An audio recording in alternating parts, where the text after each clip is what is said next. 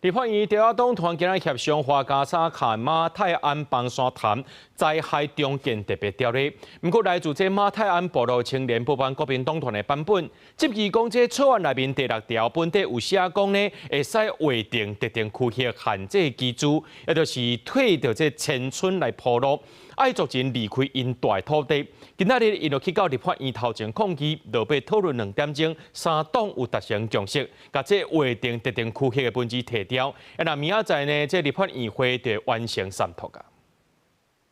没有沟通，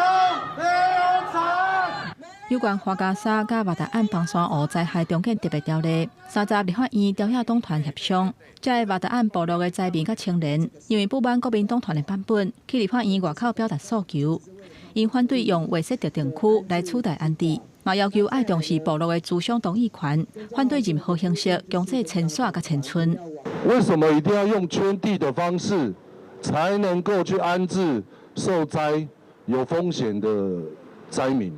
逻辑上不是因为有风险受到灾难，安置就要启动吗？我们不要特定区。其实中继安置非常需要，可是我们到今天，我们的花莲县政府连临时收容安置都做不好。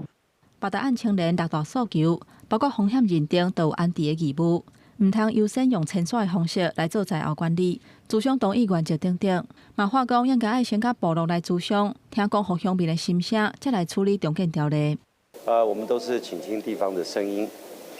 对于民众任何的需求，或是部落自主相关的这些提案，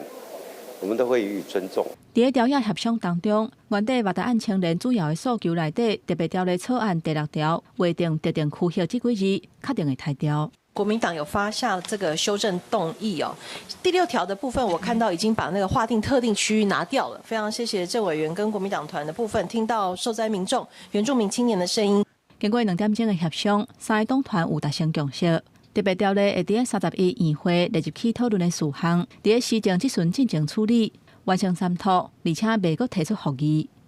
记者综合报道。